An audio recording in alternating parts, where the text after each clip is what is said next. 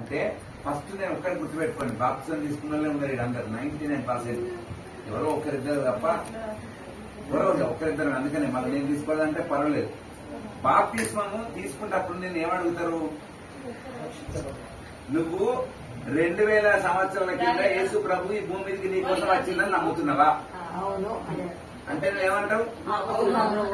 అవును అంటాడు.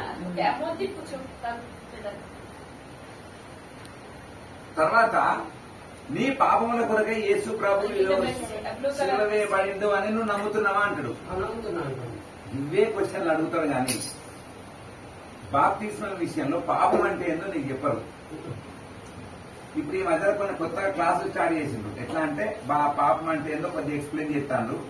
కానీ ఇప్పుడు సైన్స్, ఇప్పుడు మనకి ఎగ్జామ్ ఉంటుంది, ఒక ఎగ్జామ్ పెడితే పుట్టిన టీచర్లు మనం లెసన్ చెప్తారు, నువ్వు దాన్ని చదువుకుంటే పాస్ అవుతావా, వాళ్ళు చెప్పింది నేనే పోయి రాస్తే పాస్ అవుతావా? టీచర్లు చెప్పిన దాన్ని పర్ఫెక్ట్ గా ఎగ్జామ్ ఉందని భయం తోడు చదువుకుంటేనే నువ్వు పాస్ అవుతావు. ఏంట్రా నేను అట్లా చేస్తే నాకు రాదు అంటే.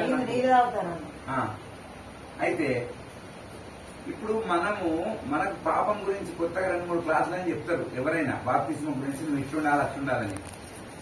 ఈ క్లాసుల వల్ల వాళ్ళ మార్పు రాదు సరిగదా. ఆ ఒక్క 3 రోజులు 4 రోజులే ఉంటుంది బాప్తిజం తీసుకున్నాక, 3-4 రోజులే కొత్తగా. కానీ ఇది అట్లా కాదు.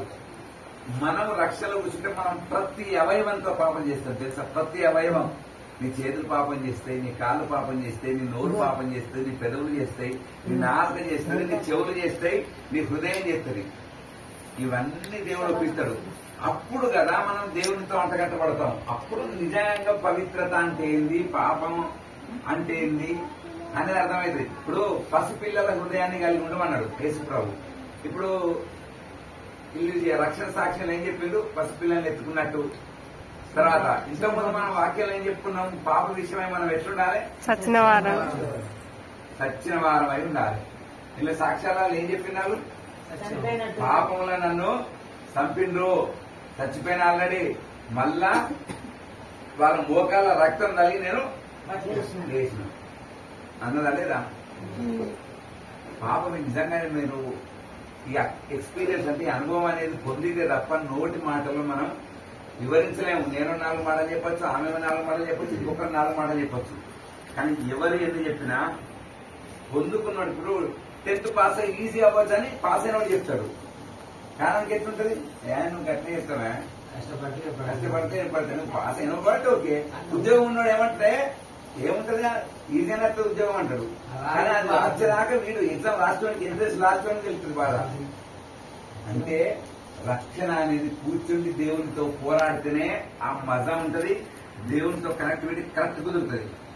ఒకసారి నేను నిజం చెప్తున్నా, దేవునితో కనెక్టివిటీ కుదిరితే ఇక దాన్ని ఎవ్వరు విడదీయరు. మళ్ళా లోకంలో ఎవ్వరు వచ్చినా సరే ఆయన కోసమే ప్రాణం కొట్టుకుంటారు. కానీ మళ్ళీ ఇది మనగా ఉన్నది. ఇప్పుడు మనం ఫాలో అయినటువంటి సిద్ధాంతం ఎటంటే మలుతుంది, ఇటంటే ఇటు మనం తిరుగుతాం, అటంటే అటు తిరుగుతాం. ఏదైతే కట్టు పాపని. ఇప్పుడు వీళ్ళు ఏం చెప్తారు, ఇప్పుడు రక్షణలో కూర్చున్న వాళ్ళు ఎవరెవరైతే ఉన్నారు వీళ్ళిద్దరు కాక మేము కూడా దేవునితో పోరాడి పాపంల విషయం అన్నొప్పుకున్నాం. చిన్నప్పుడు మేమేం చేసినాం, ఎక్కడెక్కడ చేసినాం, మాకు చూపించారు. ఇప్పటికీ నేను ఒక మనిషిని తిట్టినా అంటే నేను ఒప్పుకోకుండా 2 రోజులు చూపిస్తున్నాను. అంటే ఇదంతా మనం పాపం విషయమై పశ్చాత్తాపడి కన్నీరు కారిస్తేనే ఈ అనుభవం మనకు వస్తుంది. దేవుడికి మనకు కనెక్షన్ కుదరడానికి, మన పాపాలన్నీ హృదయపూర్వకంగా ఒప్పుకోవడానికి. అందుకనే వాక్యం. కానీ నిజానికి నేను